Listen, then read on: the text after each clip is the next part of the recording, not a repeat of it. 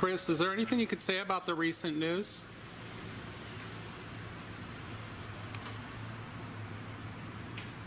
Does it change your opinion about anything, knowing that Gabby was strangled? Do you have any idea where Brian is?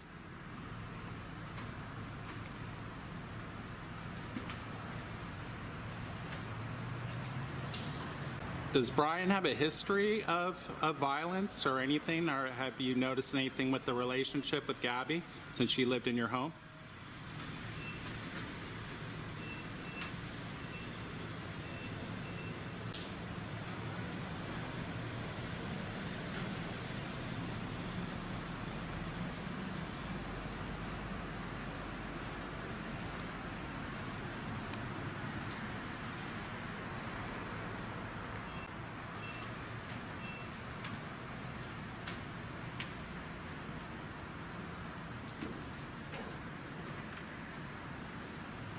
Are you going to try to help the police find Brian?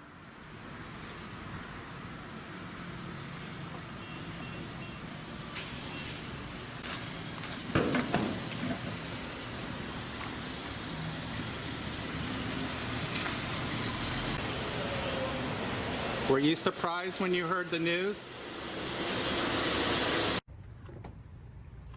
Mr. Laundrie, any reaction to the autopsy results? Do you have anything to say to Gabby's family as they're dealing with learning about the autopsy results? Has he ever tried hurting Gabby in the past that you know? Why the gas can? Why are you getting gas?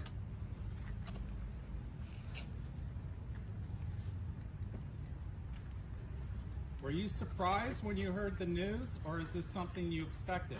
Mr. Laundrie, why aren't you saying anything?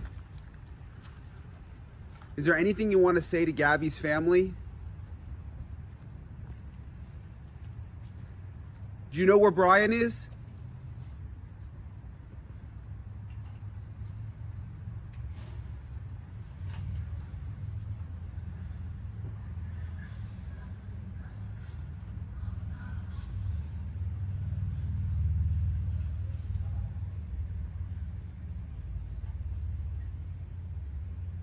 Why the gas can? Where's Brian? Will you be going back out to the reserve? Have you been in touch with Brian? Are you just going to stay quiet forever?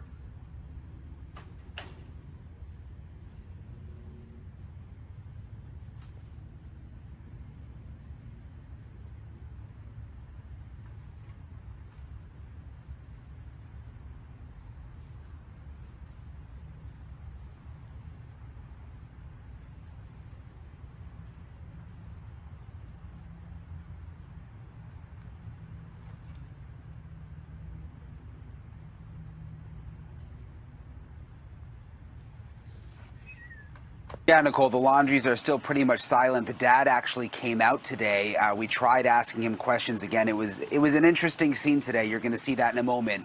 But one person who was talking was the Teton County Coroner. He had that news conference yesterday, and then today we were able to get a one-on-one interview with him where he further explained Gabby's cause of death. Brian Laundrie's dad, Christopher Laundrie, was up bright and early this morning mowing his lawn. Is there anything you want to say to Brian, sir? If he's watching, is there anything you want to say? One day after the coroner confirmed Gabby Petito died of strangulation, we wanted to give Mr. Laundrie the opportunity to say something, but he stayed quiet. Is there anything you want people to know? I mean, you and Roberta haven't said anything. Teton County, Wyoming coroner Dr. Brent Blue signed off on Gabby Petito's official cause of death. Dr. Blue, you said yesterday that the cause of death was manual strangulation, throttling.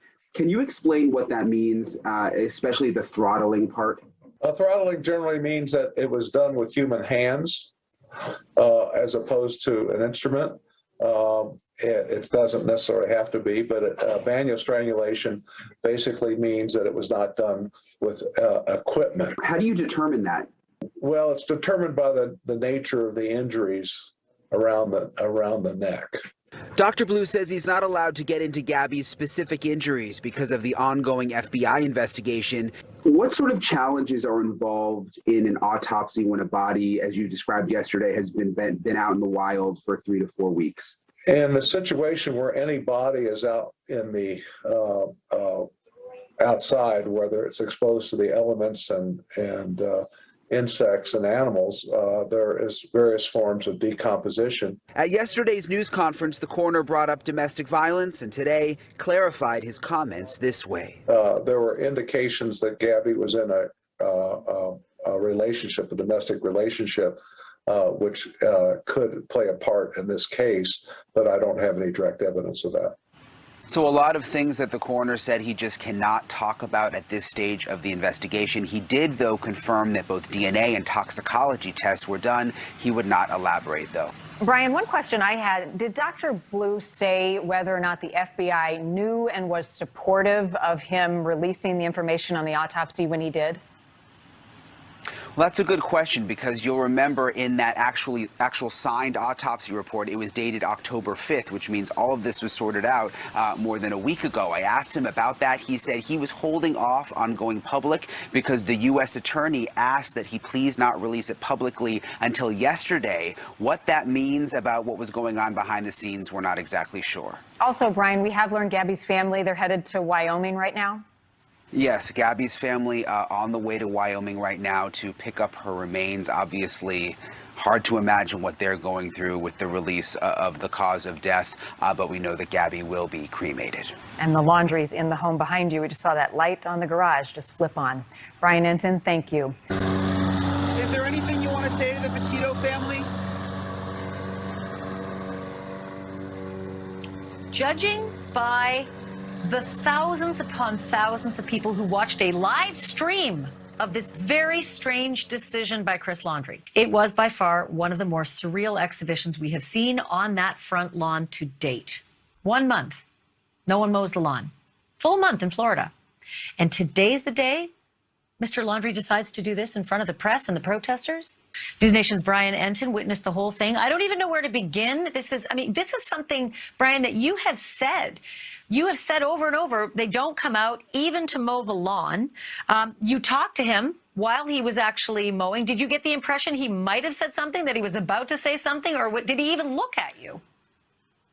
You know, I did get the feeling he was going to say something at one point. He sort of paused, and I thought this is going to be the moment where he's going to speak and say something, and then it was almost like he reminded himself not to talk, and he continued. But it was surreal, Ashleigh. It started before the sun came up. He came out this morning very, very early. We were out here. He got into his red truck. He left for about 15 minutes, and he came back with a little gas tank, and that's when we thought to ourselves, okay, this is going to be the moment where he mows the lawn. I didn't care so much about him mowing the lawn. What I was interested in is maybe this would be a time that we could try to get him to answer a question, because when he goes to and from the truck, which is the only other times we've tried to talk to him, it's so quick and he just rushes to the truck. But today when he was mowing the lawn, as you could see, I mean, he was right here near where we were standing, me and several other reporters. We were like within a foot of him.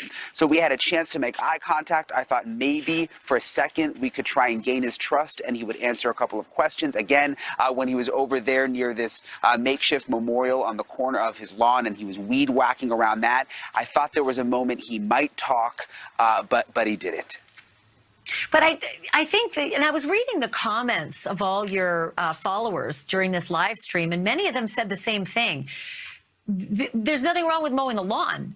It's the day that you choose to do this very visible activity out on the front lawn with press and protesters. It is the day after we just learned the worst news possible, that Gabby suffered a painful and violent death. And this is the one day out of over a month that he chooses to come out and be so visible. It just, I mean, your followers are not idiots. They noticed it right away. They said, really, today? This is the day you choose? Could you not have hired someone? Could you not have chosen another day? Yeah, the timing was certainly very strange the day after the coroner made the announcement about the strangulation. We certainly weren't expecting it to happen today, but I'll tell you, being here and watching the whole thing from beginning to end, it did sort of seem like he was on a mission, like he had mentally said, I'm going to mow the lawn. I know the media is there, but I'm just going to look straight ahead and I'm going to keep mowing. And just sort of a side note, I mean, the neighbors have said that he did religiously mow his lawn every single Monday and that his yard was meticulous. And up until today, I mean, it was overgrown. It was really turning into a mess. So I would suspect that was starting to bother him. So he came out and he was on a mission and he mowed the lawn. Well, I am very curious about the memorial. They came out, they removed the sign. They came out, they took away the laundry baskets under cover of darkness at 1 o'clock in the morning. They did not want to be seen. But today, describe for me how specific he was in front of all the cameras not to disturb anything in that memorial. And if he could have read some of those messages, what he would have seen as he was weed whacking around the memorial. Yeah, let me take you over there. First of all, I'll show you there was another laundry basket that turned up tonight. You remember there were a bunch on the lawn the other day, and Roberta and Chris came out and took them away. But there's another one out here tonight. But yeah, this was kind of the interesting spot today with when he had the weed whacker over here, because he was going around the memorial, but he didn't disturb it. I mean, it was almost like he was accepting that it was here. And this was the spot where I felt like he was possibly going to talk to the media. When I asked him, do you have anything to say to Brian? He seemed to pause right in this area. And again, that was really my intention of even being out here and just trying to get him to say something. But again, he didn't say anything, Ashleigh.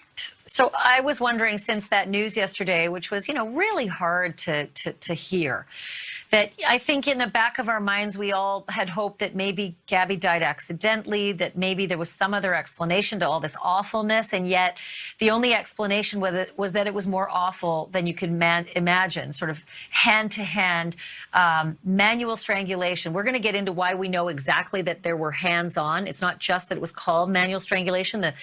The coroner actually let you know something very interesting. We'll talk about that in a minute. But I would assume that a lot of protesters might have shown up just angry, outraged and frustrated by the awful news. It was actually quiet out here today. And again, I think I told you this a couple of days ago. The protesters sort of have a different plan now. They realized that the neighbors were fed up with the bullhorn, so they have been talking to neighbors more one-on-one. They went back to Cassie's house. They haven't been doing the typical bullhorn protesting that we have seen out here. But you mentioned how difficult the news was to process about the autopsy. I'm hearing that from everyone. I mean, I think this is one of those moments in this story where people are having a hard time fully digesting it, because it's so awful. Kind of like when we saw the body cam video for the first time, when we saw what was really going on in their relationship. I think this was a similar moment. It's been especially difficult, obviously, for survivors of domestic abuse. I mean, and we all feel like we know her, given the fact that there was just so much, social media content that they had, given out in their lives, that we would follow along. We felt like we got to know her. We felt like we got to know her joy of travel. And that is often what makes a big story, is the amount of video that brings a person to life instead of just a text or a track. Let me ask you about this other moment in the darkness, which I thought was odd. It happened before daylight today. Obviously, you work very early and very late. You saw Mr. Laundrie come out before the whole mowing business. You saw him come out and leave and return with a gas can. What was going on there?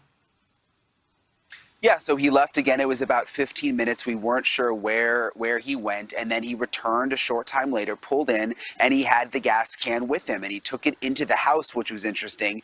And it was early. I was still tired, so it didn't occur to me at first. But then the more I thought about it for a couple minutes, I'm like, oh, I think this is going to lead to him mowing the lawn, which is exactly what happened. He waited for the sun to come up, and then he started.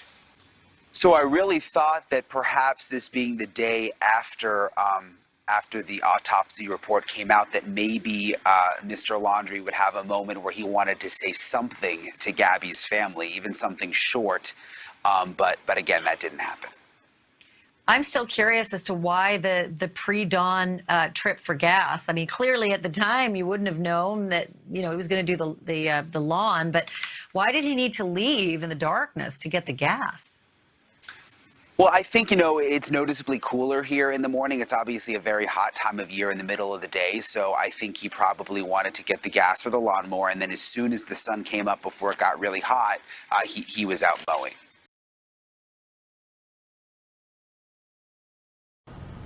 I don't know how good the service is out here. I don't have very many bars. Oh, good, it's working. We're at the Venice side of the Carlton Reserve. There's not a ton we can see right now because all of the search crews and deputies and police officers are like deep inside the reserve. And you remember it's 24,000 acres. So we can't see a ton. We saw them all go in this morning and they haven't come out. And they've got the gates closed. So we're kind of on the edge of the reserve. And we've just been waiting to see if they come out. I tweeted some aerials. That's really been the best way to keep an eye on what's going on inside, just because it's so hard for us to access. So with the helicopter, we know there's one human remains canine that was brought in from Pasco County. Yeah, media is not allowed in. That's why we're out here on the edge. You can see there's quite a bit of media at the reserve today. Again, this is the Venice, Florida side, so not the Northport side. Yeah, it did seem like more activity than what we've seen over the last several days. We didn't see any sort of search activity like what we're seeing today. When we talked to Pasco County Sheriff and asked about their human remains dog here, they did say that they have been called out here before to assist. So it's not like it's the first time they've come out to assist. Yes, we have someone at the Laundrie's house right now. I wasn't here early this morning when the search crews first got here, but Allyson was. So I'm going to see. I know she's getting ready for her live shot, but she can probably fill us in more of what she saw this morning.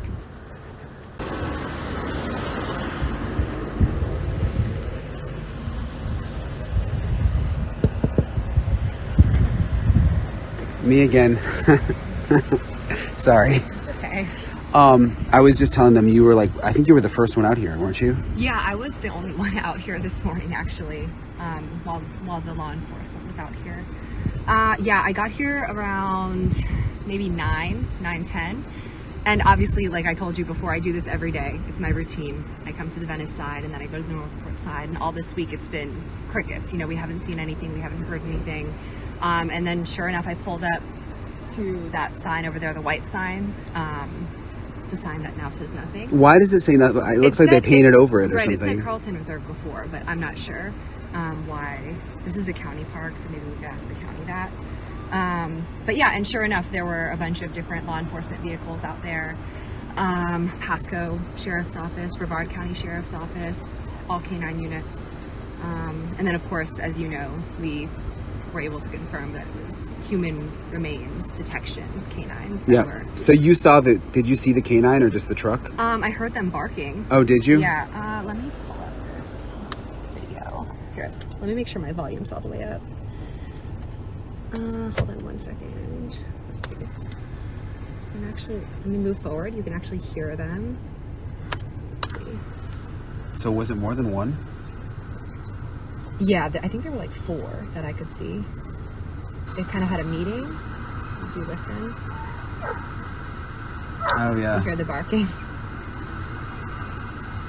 And so these two going in, these are Brevard, and you see it says canine unit there.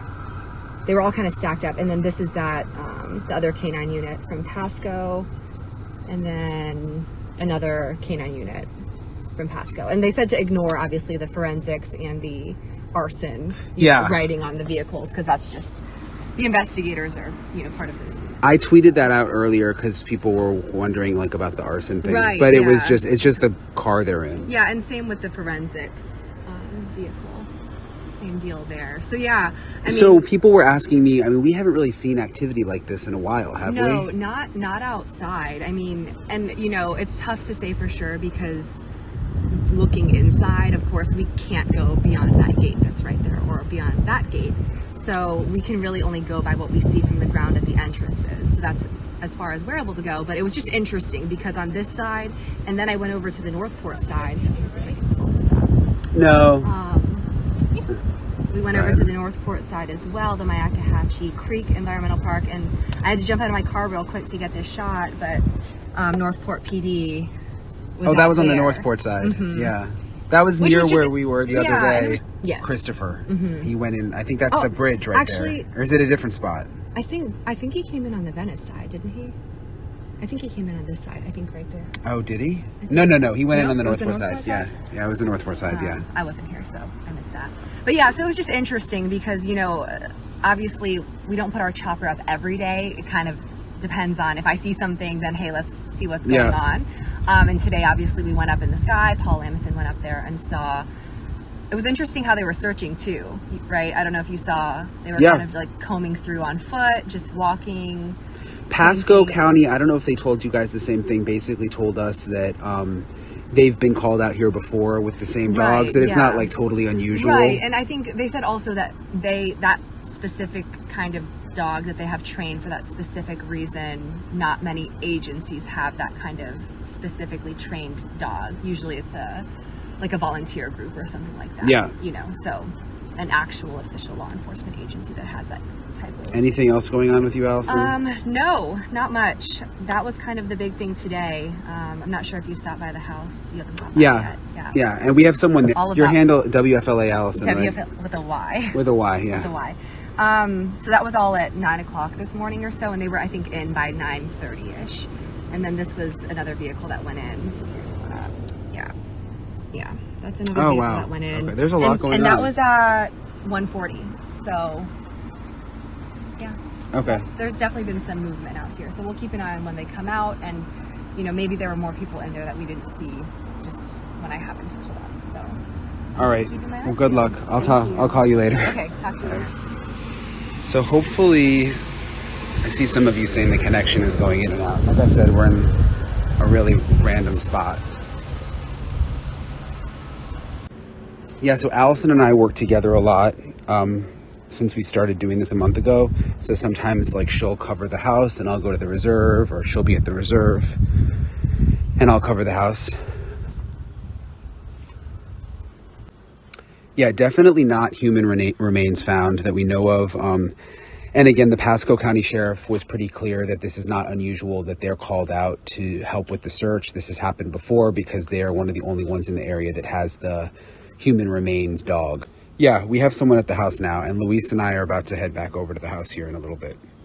A lot of you are asking, do we know why they're so stuck on the Carlton Reserve? We really don't. You remember I interviewed the public information officer from Northport PD. It was on Friday, and he said then that they hadn't found anything so far connecting Brian Laundrie to the reserve.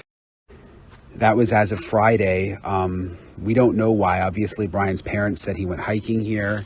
We don't know, do they have him on camera here or something like that? Because again, they seem very focused here still, and it's been weeks and weeks and weeks. Yeah, I always work for NewsNation, yep.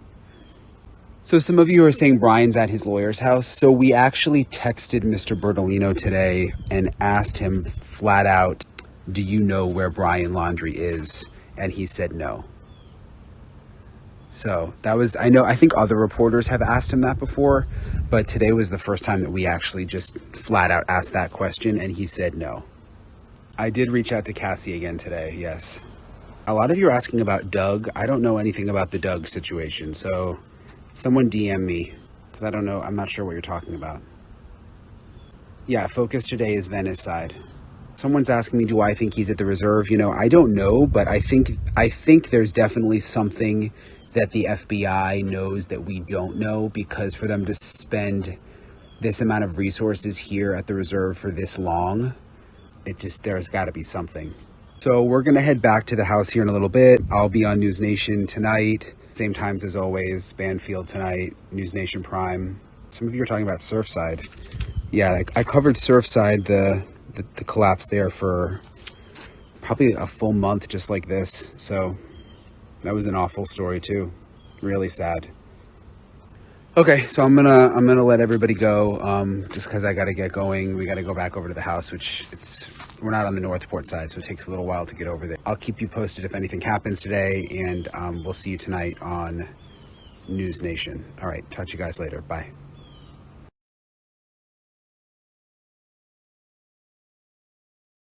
Marnie, the swamp seemed to be the center of attention once again today. Law enforcement and search crews were deep inside the reserve. This time, they were with canines. After no action at the Carlton Reserve for days, this morning, car after car of law enforcement arrived. And this was particularly interesting. A canine forensics unit. The Pasco County, Florida Sheriff's Office confirming they were called in by the FBI and are using their human remains detection canine at the reserve. Again, this is an area they've searched several times in the past.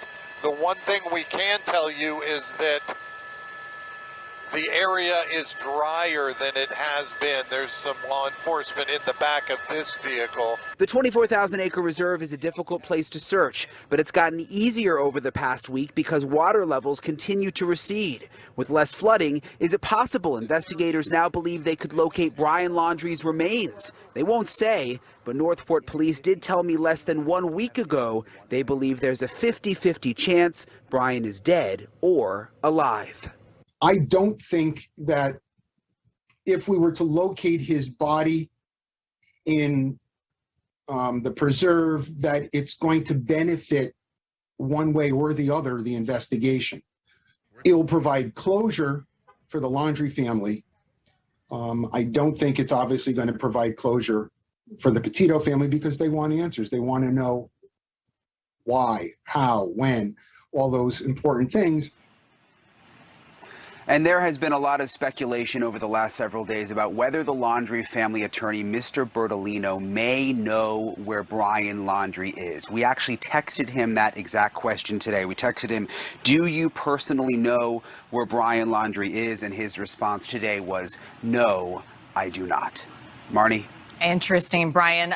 Remind us, is this the first time that we have seen canines out at the reserve searching? It's not, and it's also not the first time we've seen these cadaver dogs out there searching. The Sheriff's Office reminded us today that they've been called out periodically throughout the search. Today was just another day that the FBI asked for their assistance. Many want to ask the parents if they know where Brian is tonight. You're outside the home tonight. I'm curious, are police still keeping a close eye, watching that house, and when the parents leave, are they being tailed? Yeah, it's been quiet out here tonight. The parents haven't left at all today. There's really been no action. There's no marked police cars outside the house, but we do believe there are definitely undercover officers in the area. Something about that reserve. All right, Brian, thank you. Let's bring in former FBI agent Jennifer Coffindaffer now. Jennifer, thanks for being here as always. So you have said up until now you didn't think that Brian Laundrie was out in that reserve. They keep going back there. So what does the search today and the cadaver dogs tell you? Well, I still remain skeptical that he is out there, but I do believe because the waters have receded and because they are conducting these very specific grid searches to make sure they search every portion of that reserve, that those waters receding have allowed these officers to go back in and continue to look in areas where he could have possibly been. The biggest question I see from people on social media who are following this case closely over and over, like, what is it about this reserve? Are we missing something? Police and investigators have been really tight-lipped. Based on your experience behind the scenes, what could we be missing here that they may be going after? Well, this is what I think we're missing. It's not known to the public corroborative information that the FBI, I believe, does have. Something like this. In the phone that they recovered from his room when they did that search, is on that phone perhaps text messages where he discusses this hike or going on this hike. Possibly was there a witness that saw him enter that campground, or perhaps even a witness that took a camera photograph? And could that information probably led to their persistence at searching that reserve? So it may not be only that his parents said that's where he was going, that's where we knew him to believe, we believe him to have been, right? That might not be the only reason they're out there. That's correct. Right. I think if you look at what the public knows, which is the information from the parents, he left behind all information that could use to track him. If you look at the fact that the Mustang was left there and then picked back up days later. In other words, how was he supposed to leave the reserve if he was truly there?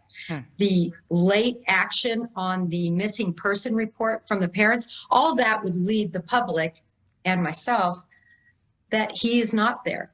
But I believe they have some evidence showing he is there. So we're seeing them search. We saw the cadaver dogs come out today. The focus has been on the reserve. But what are the chances, the likelihood that the FBI is searching in places we have no idea that are not as visible? Very likely. I think the FBI is following up on numerous leads as to where he could be. And I think they're out there working. It's just the media doesn't know where they're at, so it's not being covered. The big question, you heard the local police say 50-50, they think he's dead or alive. You have said you believe he's alive. Do you still feel that way? Absolutely. Why? I believe he's alive. I believe he's alive again because I don't think that that attorney would be retained by somebody who isn't alive, number one. Number two, when I watch those parents and look at their demeanor, they are not acting like grieved parents of somebody desperately concerned about the whereabouts of their son. And those two factors lead me to believe he is alive. What is it about their behavior that stands out to you? Couple of things. Most recently, the whole lawn mowing scene. While that should normally be benign, it wasn't benign. They had found out, just like the rest of the world, that Gabby Petito was strangled by hands, not by a ligature, but by somebody's hands. That should have been so disturbing that their daughter-in-law died this way. And for him to just go out and mow his lawn, I thought was terrible. Another sign that bothers me is all of those flowers that were left on the porch that I've seen when I've personally been out there, they're just left there to die and wilt. If that were me and that was a tribute or something left for my to-be daughter-in-law, I would take care of those flowers. I would plant them if they're plantable. If they weren't, I would bring them in. I would water them. I would care for them. And I just see no signs of any caring from this family. I think charges are coming. I'm not sure how imminent they are, but I would expect them sooner rather than later, definitely. This autopsy is crucial for making that type of a charge. One other thing, Jennifer, you have told me as recently as last night, you believe Brian Laundrie does have allies, that he's getting help. What leads you to believe that? I believe that because of the amount of time that has gone on and passed, and he has still remained undetected. I think Brian Laundrie's attorney does, generally speaking, know where he is at, and I think he's in communication with him. Dave? I defer to Jennifer. She has the experience as an investigator, so she would know. But I have to say this, there is no affirmative obligation for Brian's lawyer to come forward and tell investigators where he is if he knew where he is, because he has the same right to remain silent against self-incrimination as everyone else. There's no affirmative obligation on anyone to have to say what they know. But if they lie to investigators, that would be a crime. Joined by News Nation's Brian Entin, who is outside the Laundrie family home. From Jill on Twitter, and she's got a good one. She asks, are there any cameras leading into the preserve or out? It might show if his parents lied.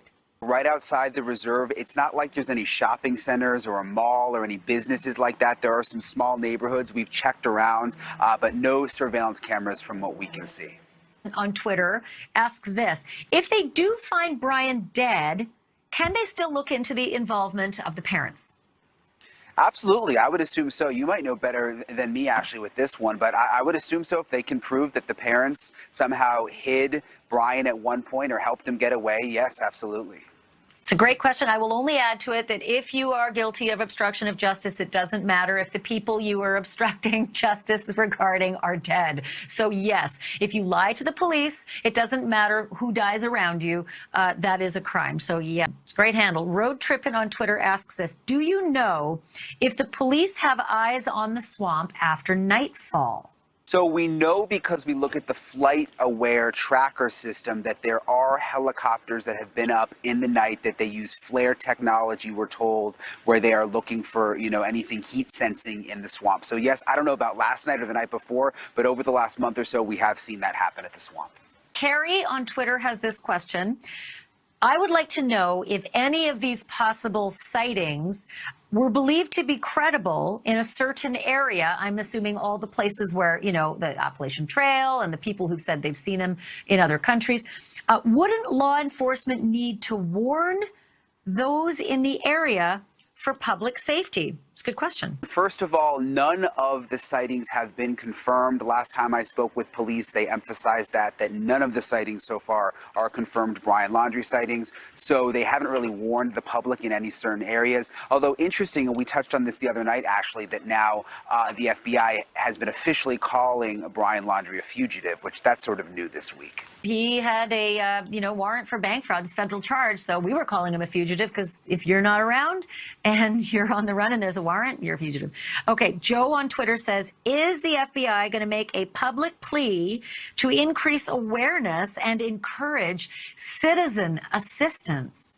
I would love to know. The issue right now with the FBI is they totally do not answer any questions at all. Zero. They don't even give you tidbits. So we don't know.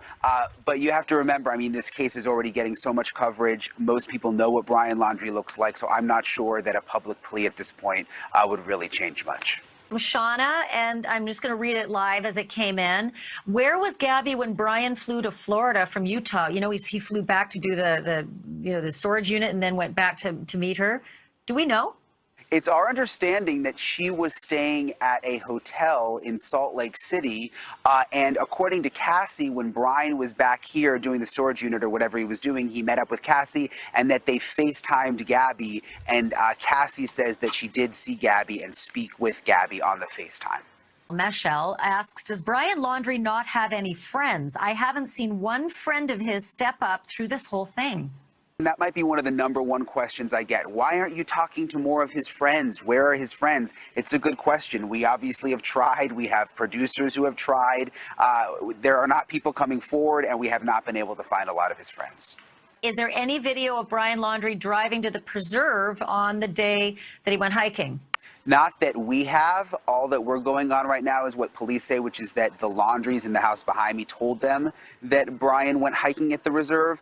But a lot of people are wondering, is there some kind of video that the FBI has that they're just not sharing with us? Katie on Twitter has a great question for you. I have often wondered it myself, Brian Entin. Do you actually have a place to sleep while you're set up at the neighbors during the week? And when do you find the time to sleep, Brian Entin?